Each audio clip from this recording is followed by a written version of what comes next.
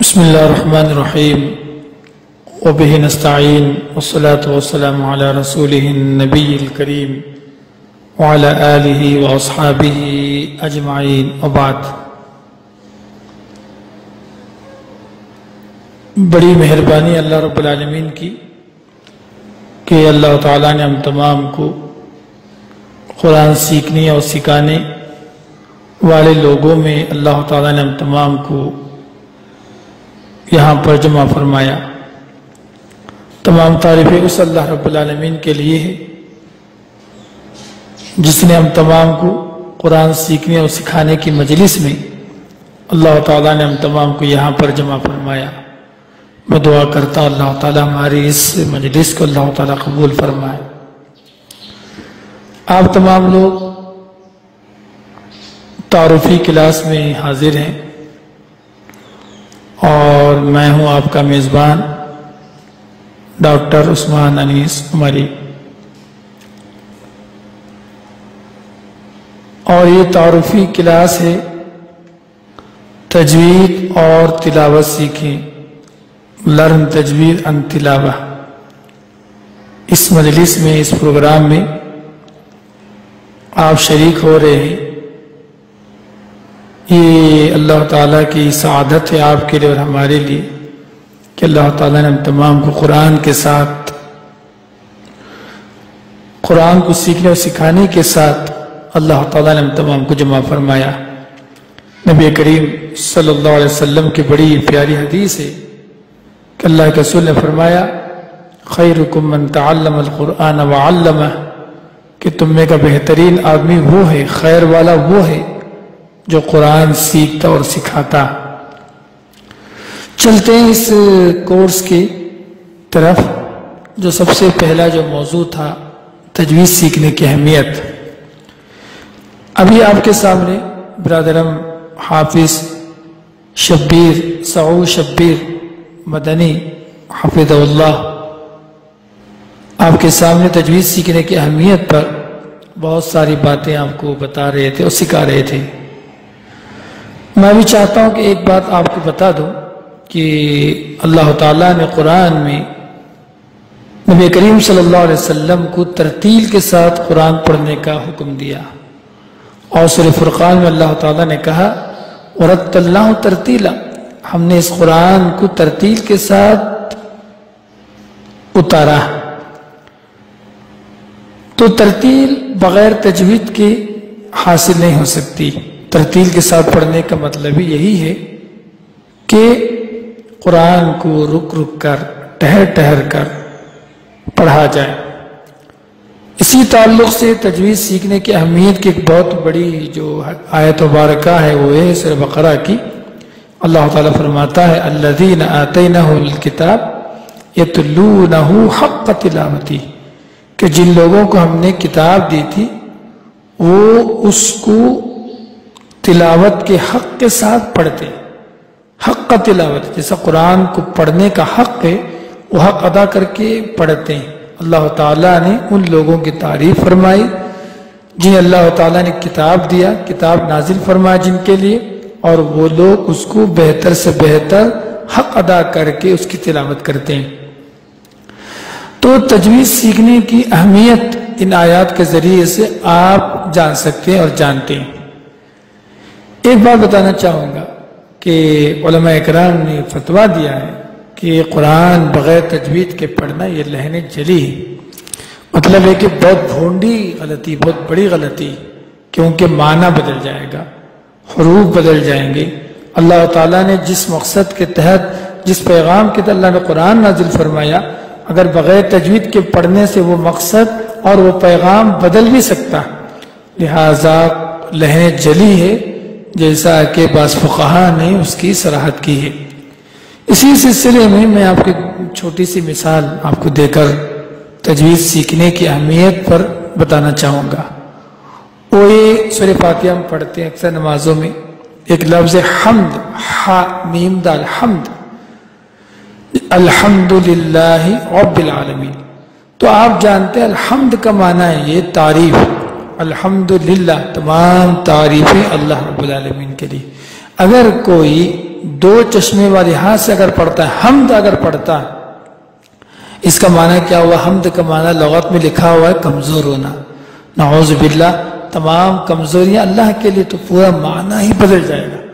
تو تجوید مخارج کا خیال کر کے پڑھنا ہر قاری کے لیے ضروری ہے، ہر نبی کریم صلی اللہ علیہ وسلم کی امتی کے لیے ضروری ہے کہ قرآن کو اس کے مخارج کے ساتھ، اس کی صحیح ادائیگی کے ساتھ اس کی تلاوت کی جائے۔ تو یہ ایک چھوٹی سی بات تھی جو میں آپ کے سامنے بطور اعادہ آپ کے سامنے رکھ رہا تھا۔ اب چلتے ہیں ایک بہت ہی اہم موضوع کی طرف، اور وہ موضوع یہ ہے تجوید سیکھنے کے مراحل۔ اگر آپ تجوید سیکھنا چاہتے ہیں تو آپ کو کیا کرنا چاہیے؟ دیکھیے اس تصویر میں آپ کھڑے، آپ وہاں پر کھڑے ہیں، ابھی میں آپ کو سمجھا رہا ہوں، تجوید سیکھنے کی فضیلت آپ کو سمجھا رہا ہوں، تو آپ کو ایک موٹیویشن کر رہا ہوں، آپ کی موٹیویشن کر رہا ہوں، آپ کی ذہن سازی کر رہا ہوں کہ نبی کریم صلی اللہ علیہ وسلم نے، جن کو قرآن پڑھنے نہیں آتا، اٹک اٹک کر پڑھتے ہیں، نبی کریم صلی اللہ علیہ وسلم نے ان کی جو ہے ہمت افزائی فرمائی اور ان کے لیے اجر کا ذکر فرمایا۔ دیکھیے آپ، اللہ کے رسول صلی اللہ علیہ وسلم فرماتے الذی یتتعتع بالقرآن، کہا کہ جو قرآن اٹک اٹک کر پڑھتا ہے، رک رک کر پڑھتا ہے، اس کے لیے 2 اجر ہے۔ تو اس موٹیویشن سے آپ آگئے، یہ صرف موٹیویشن آ جانے سے، آپ کو کوئی بات سمجھ میں آ جانے سے تجوید تو نہیں آئے گی نا۔ تجوید کرنے کے لیے آپ کیا کیے؟ چلو کسی سے رجوع کیے، کسی کو پکڑا آپ نے، کسی کے ساتھ جو ہے آپ نے کہا کہ جی آپ پڑھائیے، کسی ادارے سے، کسی سے بھی آپ منسلک ہو گئے تجوید پڑھنے کے لیے۔ یہ دوسرا مرحلہ ہے ابتدا، آپ آگے، بس موٹیویشن ہو گیا آپ کا، موٹیویشن ہونے کے بعد چلو ہم پڑھیں گے ابتدا جو آنے کے بعد الف با تا اگر آپ پڑھ لیں، کہیں سے بھی سیکھ لیا آپ، تو اس سے تجوید تو نہیں آئے گی۔ آپ کو بتا دوں علماء جو ہے امت مسلمہ کا، آپ کو بتا دوں امت مسلمہ کا ایک بڑا طبقہ بس اسی لیول تک قرآن پڑھتا، تھوڑا سا بس برائے نام۔ تو اگر آپ چاہتے ہیں، یہ کافی نہیں، اگر آپ چاہتے ہیں کہ اور آگے بڑھیں، تو سب سے جو پہلا مرحلہ، یہ تو 2 مرحلے کے بعد، اس 2 مرحلے کے بعد چلو آپ کو ذہن سازی ہوگی، آپ کو اتنے ارادہ کیا کہ مجھے پڑھنا ہے، نمبر 2 آپ پڑھنے کے لیے تیار بھی ہو گئے، تو اس کے لیے کافی محنت کی ضرورت، اسی اللہ کے سنے جو اٹک اٹک کے پڑھتا اس کو 2 اجر۔ تو یہ جو موٹیویشن ہے آخری تک قائم و دائم رہنا چاہیے۔ تو اس کے بعد دوسرا مرحلہ کیا ہے؟ اس کے بعد دوسرا مرحلہ ہے مخارج کی اصلاح۔ سب سے پہلے مخارج کی اصلاح ہونا۔ مخارج کس کو بولتے ہیں؟ مخرج کے معنی ہے حروف نکلنے کی جگہ، حروف کی ادائیگی کی جگہ، جہاں سے حروف نکلتے ہیں، حلق سے کچھ نکلتے ہیں، میرے یہاں منہ کے خالی حصے سے نکلتے ہیں، جس کو جوف دہن کہا جاتا ہے، ٹھیک ہے، دانتوں سے نکلتے ہیں، ہونٹوں سے نکلتے ہیں، زبان سے نکلتے ہیں، جی اوپر کے تالو سے نکلتے ہیں۔ یہ جو مخارج کی اصلاح ہے، یہ سب سے پہلا اسٹیپ ہے۔ جب جس کے جو حروف کی ادائیگی اگر درست پڑھنا چاہتا ہے، با تجوید قرآن پڑھنا چاہتا ہے، اس کے لیے مخرج کی اصلاح، مخارج کی اصلاح یہ پہلا مرحلہ ہے، جس پر کافی محنت کی ضرورت ہوتی ہے، کافی محنت کرنا پڑتا ہے اس کو۔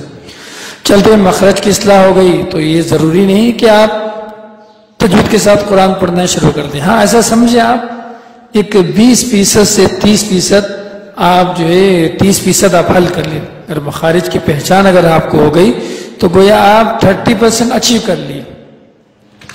چلتے ہیں اس کے بعد آگے حروف، اسی مخارج میں سے ایک دوسرا پارٹ یہ ہے کہ حروف کی جو صفات ہے، کچھ زور سے پڑھا جاتا ہے، کچھ باریک پڑھا جاتا ہے، جی یہ جو صفات حروف ہے اس پر بھی جو کافی محنت کی ضرورت ہوتی ہے۔ کچھ حروف بہت ہی تیزی کے ساتھ نکلتے ہیں اور کچھ حروف بہت آہستہ نکلتے ہیں، کچھ حروف جو ہے مطلب آپ ابتدا کی آواز موٹی ہوتی اور آخری کی آواز جو پست ہوتی۔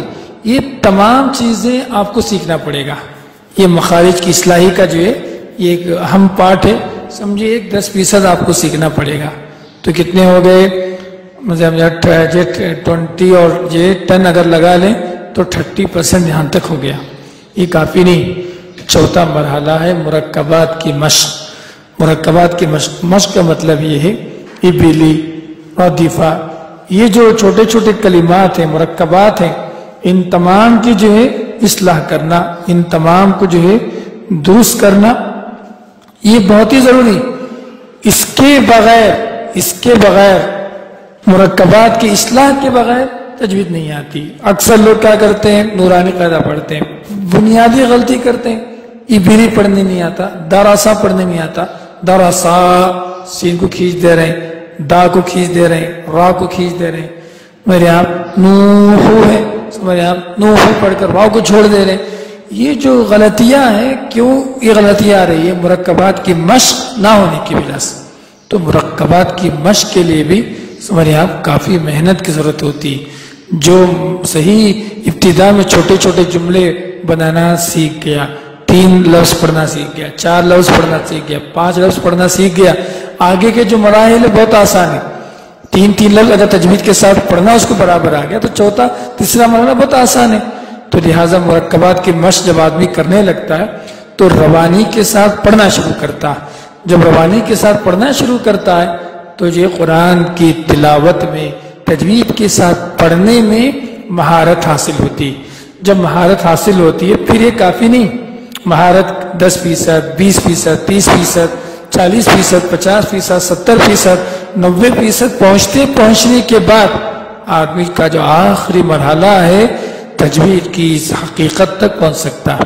تو یہ مراحل ہیں، ان مراحل سے گزر کر ہی کوئی بھی شخص تجوید سیکھ سکتا ہے۔ تو کوئی پہلے مرحلے میں، کوئی دوسرے مرحلے میں، کوئی تیسرے مرحلے میں، بہت ہی کم میں۔ اسی وجہ سے ایک بڑا طبقہ قرآن مجید کی جو ہے تجوید پڑھنے میں کافی جو ہے پیچھے ہے اور سیکھنے میں کافی کمزور ہے۔ تو آپ کو میں ایک بات بتاتا چلوں، یہ جو کورس آپ سے ایک بہت ہی اہم سوال کرنا چاہتا ہوں، آپ تجوید میں کیوں پیچھے ہیں؟ آپ غور کر کے دیکھیں کہ آپ تجوید میں کیوں پیچھے ہیں۔ ہو سکتا ہے کہ آپ کا مخرج درست نہ ہو، آپ صفات حروف نہیں پہچانتے، جہاں واو کو باریک پڑھنا ہے موٹا پڑھ دے رہے ہیں، جہاں موٹا پڑھنا ہے باریک پڑھ دے رہے ہیں۔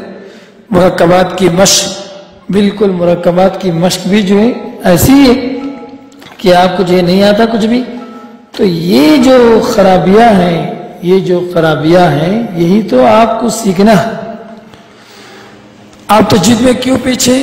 کیونکہ مخرج درست نہیں، مرکبات کی مشق نہیں کرے آپ، حروف کی صفات کو نہیں پہچانے آپ، اور روانی کے ساتھ پڑھنے پر آپ نے محنت نہیں کی، تو بتائیے کہ آپ کو تجوید کیسے آئے گا؟ یہ جو مہارت حاصل کرنا چاہتے ہیں تو اس کے لیے ہم نے یہ ایک پلاننگ کی ہے، جو پلاننگ کا خاکہ آپ کے سامنے رکھ رہا ہوں میں۔ دیکھیے آپ پہلے اب جو مرحلہ مخارج کی اصلاح کا، یہ تقریباً 1 ماہ چاہیے۔ 29 حروف ہیں، 16 مخارج ہیں، ان 16 مخارج کو درست کرنے کے لیے تقریباً 1 ماہ چاہیے۔ نمبر 2، دوسرا جو مرحلہ ہے مرکبات کی مشق، مطلب آپ اس کے لیے بھی 1 ماہ کم سے کم چاہیے۔ جو تیسرا مرحلہ ہے روانی کے ساتھ پڑھنے کے لیے کچھ صورتیں یاد دلائیں گے آپ کو، پھر کچھ جو ہے روانی کے ساتھ پڑھنے کی ہم جو کوشش کرائیں گے، تو اس کے لیے بھی 1 ماہ جو ہے 1 ماہ کی کم سے کم 1 ماہ کی ضرورت پڑے گی۔ تو کم سے کم تجوید آپ سیکھنا چاہتے ہیں تو میرے تجربے کے اعتبار سے آپ 3 ماہ لگاتار محنت کے ذریعے سے آدمی تجوید کے ایک مرحلے تک ضرور پہنچ سکتا۔ اللہ آپ سب کو علم نافع سے نوازے۔ جزاکم اللہ خیر۔ السلام علیکم ورحمۃ اللہ وبرکاتہ۔